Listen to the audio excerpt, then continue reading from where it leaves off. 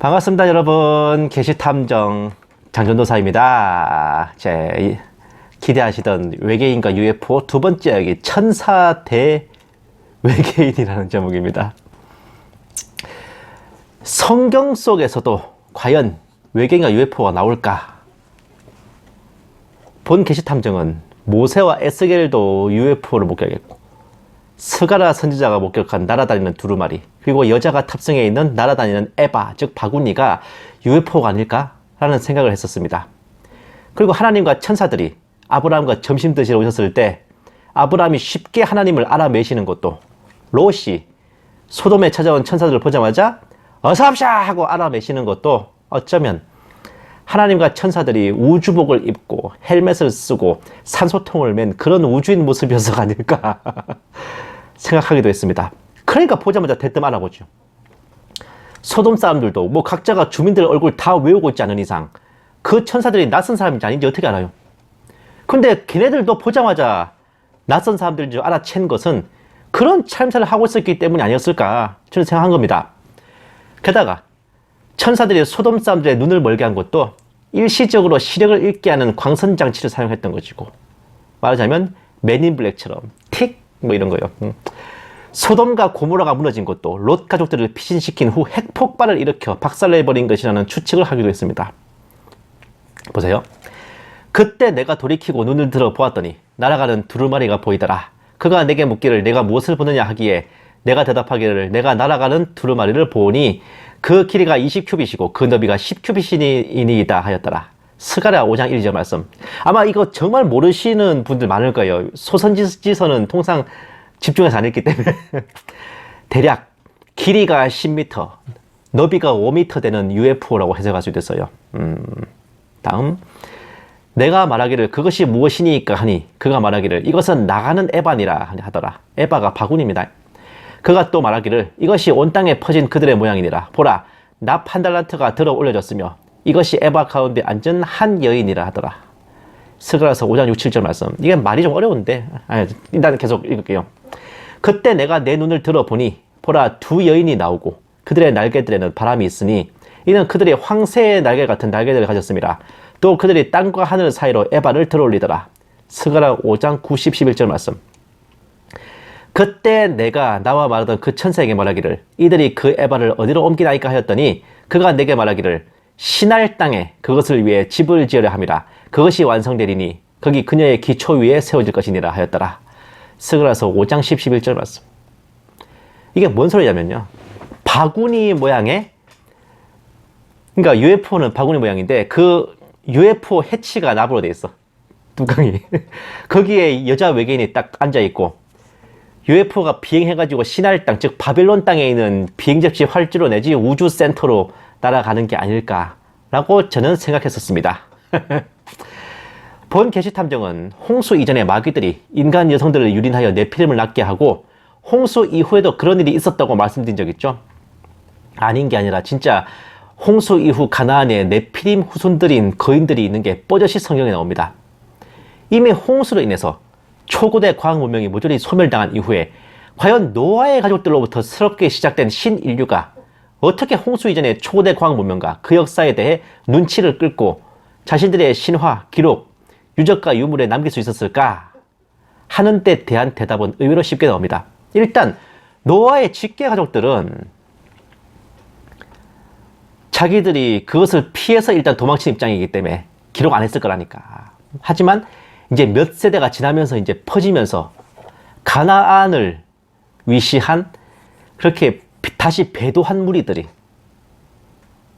결국은 보세요. 노아의 후손들 셈 집안 빼고는 다 결국 배신하잖아요. 배도하잖아. 홍수 이전에 그 마귀들이 다시 홍수 이후에 인류에 개입해가지고 또다시 인류를 농락하고 자신들과 접촉한 인간들에게 홍수 이전에 일어났던 일들에 대해 자신들의 시점으로 재구성하여 보여주었기 때문에 그렇습니다. 아마 그래서 가나안을 비롯한 이 홍수 이후 신인류들이 배도하기 시작한 게 바로 그런 이유가 아닐까 싶어요. 이 부분이 좀 중요합니다. 현재도 대부분의 외계인 접촉자들과 UFO 접촉자들은 외계인과 UFO를 만나는 것까지는 오프라인에서 직접 면대면을 하는데 그들로부터 메시지를 받거나 혹은 이런저런 설명을 듣거나 UFO에 탑승해서 그들의 행성을 방문하거나 하는 것은 엄밀히 따지면 실제 이동이 아니라 가상현실입니다. 한마디로 UFO에 탄 것처럼 지구 밖 행성으로 이동한 것처럼 환상을 보여줘가지고 접촉자들을 농락하는 거죠.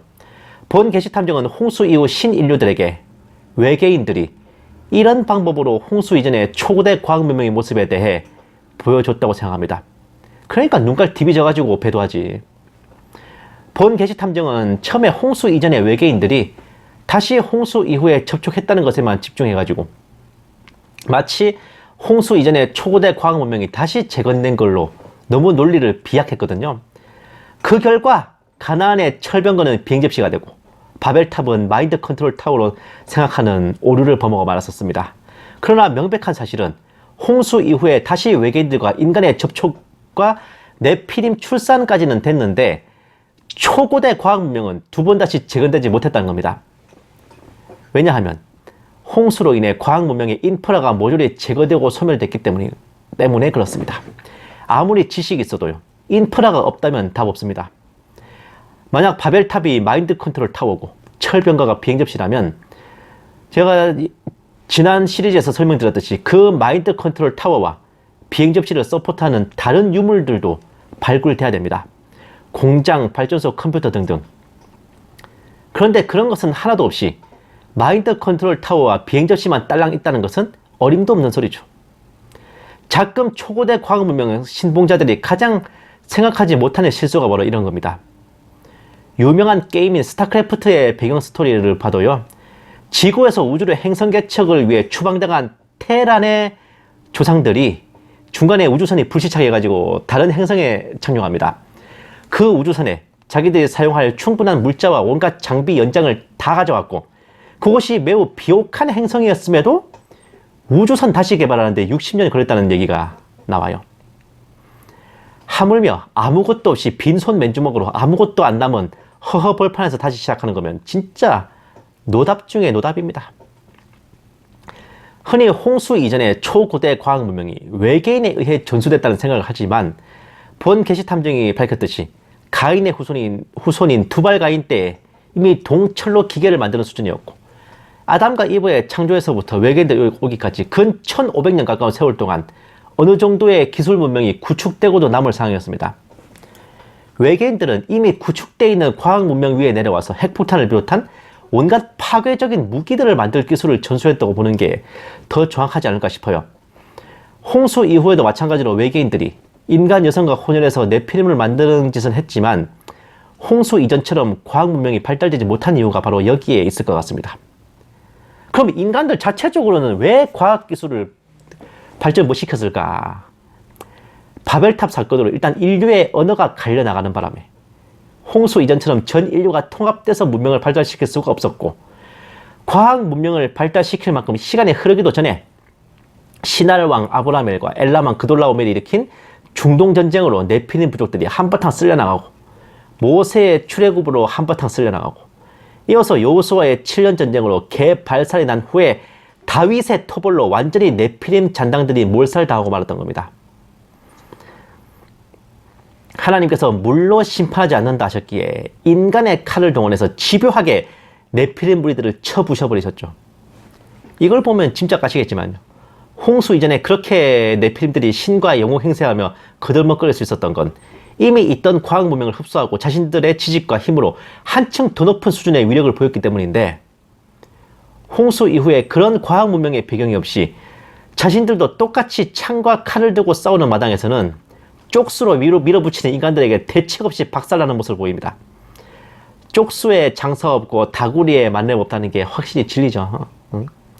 그렇다면 여기에서 한 가지 더 의문. 네피림은 외계인과 인간 여성의 혼혈로 생긴 건데 네피림들이 그렇게 쓸려나갈 동안 그 외계인들은 대체 뭐하고 있었을까? 신할왕 아므라벨의 중동전쟁이야 그냥 한 번 휩쓸고 지나간 것이니 그렇다 쳐도 모세의 출애굽, 여호수아의 7년 전쟁은 아예 그 네피림들의 베이스인 가나안 지형을 박살낸 건데 외계인들이 가만히 있을 턱이 없었을 텐데 말입니다. 본 계시 탐정은 여기에 대한 해답을 다소나마 짐작할 수 있었는데 그것은 바로 모세가 출애굽할 때 하나님께서 이스라엘 백성들에게 딸려 보내주신 막강한 천사의 존재였습니다. 출애굽기를 보시는 분들이 정말 아무렇지도 않게 스쳐 지나가는 부분인데 저는 매우 주의 깊게 봤거든요. 보세요. 이스라엘 진영 앞에 가던 하나님의 천사가 움직여 그들 뒤로 오니 구름 기둥도 그들 앞에서 옮겨 그들 뒤에 서고 출애굽기 14장 19절 보라 내가 한 천사를 내 앞에 보내어 길에서 너를 지키게 하고 내가 예비한 곳으로 너를 인도하게 하리라. 그를 주의하고 그의 음성에 복종하며 그를 화나게 하지 말라. 그가 너의 허물들을 용서하지 아니하리니 이는 내 이름이 그의 안에 있음이니라. 출애굽기 23장 20, 21절 말씀. 내 천사가 내 앞에 가서 너를 아모리인들과 힛인들과 브리스인들과 카나안인들과 히위인들과 여부스인들에게로 데려가리니 내가 그들을 베어버리리라. 출애굽기 23장 23절 말씀. 천사라면 미카엘, 가브리엘 정도만 알고 계실 텐데 지금 하나님께서 모세에게 설명하고 계신 이 천사는 실로 강대하고 막강한 존재입니다. 구름 기둥과 불꽃 기둥의 모습으로 이스라엘 백성들을 밤낮으로 안내한 천사이고 하나님께서는 이 천사가 가나안 족속들을 쳐부수었다고 쓰고 계십니다. 그런데 분명히 가나안 족속들은 모세와 여호수아가 이스라엘 백성들을 이끌고 몰아낸 건데 왜 하나님께서는 이 천사가 있다고 하시는 걸까? 그것은 바로 이 천사가 가나안을 지배하며 네피림을 만들어낸 마귀들을 쳐부수었기 때문이 아닐까요? 출애굽한 이스라엘과 동행하며 가나안을 지배하는 마귀들을 이 천사가 먼저 갈아버린 후에 이스라엘 백성들이 남은 가나안 족속과 끈떨어진 네피림들을 처리한 거죠.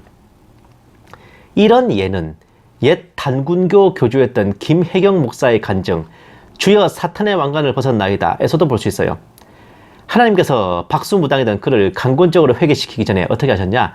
그가 섬기던 뱀신을 천사를 보내 먼저 쳐 없애는 장면을 보게 하십니다. 이스라엘 백성들이 출애굽하기 전에도 하나님께서 10개의 재앙을 통해 이집트의 우상들을 먼저 처단하시죠. 참고로 아마겟돈 이후에 사탄을 체포해서 무정행에 쳐넣는 천사도 우리가 잘 아는 미카엘이 아니라 그냥 이름 모를 천사인데 본 계시 탐정은 아마도 그 천사가 이 천사가 아닐까 추측해봐요. 또 내가 보니 한 천사가 하늘에서 내려오는데 그의 손에는 끝없이 깊은 구렁의 열쇠와 큰 사슬을 가졌더라. 그가 그 용을 잡으니 곧 마귀와 사탄인 옛 뱀이라 그를 천년 동안 묶어두니. 계시록 20장 1절 2절 말씀. 출애굽을 서포트한 이 무지막지한 천사를 유대교에서는 대천사 메타트론이라 해석합니다. 천사들의 왕, 계약과 파괴의 천사, 천국의 재상, 하늘 군대의 대원수, 기록과 삭제의 주관자. 그러니까 이 사람이 기록하면 그대로 되고 이 사람이 삭제하면 없어져 버리는 그런 대단한 존재지. 그리고 불세출의 위대한 자, 작은 하나님, 즉 소야훼, 그리고 어둠의 지배자, 불꽃기둥과 구름기둥 등 천사들 중에 가장 많은 72가지의 캐치프레이즈를 가진 이 천사는 하나님 앞에서 유일하게 앉아있는 게 허락된 거물이고 휴거된 에녹이 신령한 육체로 변화된 후의 모습이라 추측되기도 합니다. 더러는 요한에게 계시를 전해준 천사도 이 메타트론이 아닐까 생각하기도 하죠. 한마디로 요한의 어마어마한 대선배 선지자였던 거지. 설화에 의하면 천국을 방문한 성도가 메타트론이 하나님 앞에서 앉아있는 걸 보면서 야, 저거 뭔가 대단한 존재다 이렇게 생각하다가 하나님이 그걸 아시고 쟤도 별 수 없는 내 쫄병이다 라는 걸 알려주시고자 메타트론을 끌어내어 주리를 틀고 곤장을 치시는 모습을 보여주셨다고 합니다. 뭔 죄야 이거. 다만 그 맥값으로 기록과 삭제를 주관하는 권세를 받았다고 그러지. 출애굽과 7년 전쟁으로 지상에서는 네피림과 가나안 족속들이 이스라엘에게 칼질을 당하는 토벌 작전이 펼쳐지는 동안 이면에서는 마귀들이 메타트론에게 두들겨 맞고 수갑이 채워지는 체포 작전이 또 펼쳐졌고 그 결과 하나님께서는 죄를 지은 천사들조차 아끼지 않으시고 지옥에 던져서 흑암의 사슬에 내어주어 심판 때까지 가둬두셨으며 베드로후서 2장 4절 말씀. 또 자기들의 처음 지위를 지키지 아니하고 자신들의 처소를 떠난 천사들을 주께서 영원한 사슬로 묶어 큰 날의 심판 때까지 흑암 속에 가두어 두셨느니라. 유다서 1장 6절 말씀. 모든 지옥 간증자들이 절대로 대답하지 못하는 두 구절입니다. 베드로후서 2장 4절을 개역성경으로 보면 지옥에 던져 어두운 구덩이에 두어 지키게 하셨다고 하는데, 그거를 마귀들에게 지옥을 지키라고 내주셨다는 말로 해석해서 지옥을 마귀가 지배한다고 말하는 무식한 인간들이 꽤 많습니다. 아이, 세상 천지에 교도소 지키려고 죄수들한테 위탁 주나? 말도 안 되는 소리 하고 있네. 어쨌든 홍수 이전처럼 못된 벌은 못 버리고 또다시 지구로 내려와 그 짓을 하던 마귀들은 모조리 쇠고랑을 차고 흑암의 유치장에서 조서를 쓰고 설렁탕 먹는 신세가 되고 말았네. 지금까지 어떤 분석가나 연구가들도 이 부분에 대해 명확한 결론을 내려주지는 않았지만 본 계시탐정이 분명히 결론을 내려드리는 바입니다. 유다서 1장 6절에 그 타락 천사들의 체포 수감은 엄연히 유대인들이 원래 알고 있던 내용들을 유다가 다시 상기시켜주는 대목입니다. 유다가 편지의 수신자들에게 다시 생각나게 해주려 했던 옛 일은 주께서 백성들을 애굽에서 구원해내시고 믿지 아니하는 자들을 멸하신 일, 자기 지위를 지키지 아니하고 자기 초소를 떠난 천사들을 큰 날의 심판까지 영원한 결박으로 흑암에 가두신 일, 소돔과 고모라와 그 이웃 도시들도 저희와 같은 모양으로 간음을 행하며 다른 육체를 따라가다가 불의 형벌을 받은 일입니다. 소돔과 고모라와 그 이웃 도시들이란 말에서 확실히 소돔과 고모라의 파멸은 그 주변을 모조리 날려버릴 만한 핵폭발에 필적하는 대재앙이었음을 짐작할 수 있죠. 너무도 당연히 1, 2, 3번 모두 구약성경에 실려있는 일이기에 유대인들이 다 아는 겁니다. 그런데 1번과 3번은 쉽게 안다 그러지만 2번에 대해서는 우리가 잘 모르는 경우가 많아요. 그러나 당시의 유대인들은 출애굽과 소돔과 고모라 얘기처럼 잘 아는 얘기였죠. 좀 아는 사람들은 2번의 얘기가 노아의 홍수 때 있었다 하지만 저도 예전에 그렇게 생각했어요. 근데 노아의 홍수 이후에도 그런 네피림 만드는 게 또 있었기 때문에 홍수 사건을 보고하는 얘기는 아닙니다. 한마디로 천사로서 타락하여 다른 육체인 인간과 교합한 마귀들을 이스라엘의 출애굽 때 동반시킨 천사를 통해 모두 체포하여 지옥에 결박한 얘기인 겁니다. 소돔과 고모라는 그 체포당한 타락 천사들이 했던 것처럼 다른 육체와 교합하는 짓을 하다가 파멸당했다는 거죠. 동성애, 수간, 심지어 소돔의 경우는 자신들을 멸망시키려 온 그 천사들을 건들려고 했죠. 이것으로 마귀들의 지구에 대한 직접적인 개입 및 인간 여성과의 교합을 통한 네피림 생산의 역사는 심하게 됐습니다. 사탄은 공중권세 잡은 자로서 인간 경쟁을 위한 도구로 지옥에 온전히 유폐되진 않았으나 지구와 천당 사이의 큰 깊음이라는 곳에 은거하면서 그렇게 있고, 그의 굵직한 타락천사 수하들은 죄다 지옥의 흑암에 결박돼 있고, 지상에 나타난 마귀 역사와 악령들은 결박되고 유폐된 사탄과 마귀들의 그림자, 원격 조종 내지 일부 남겨진 사탄의 수하들이라고 봐야 됩니다. 그렇다면 다음 시간에는 현존하는 UFO와 외계인 썰들에 대해 집중적으로 살펴보겠습니다. 다음 편도 재밌어요. 기대하세요. 감사합니다. 계시탐정 장전도사였습니다.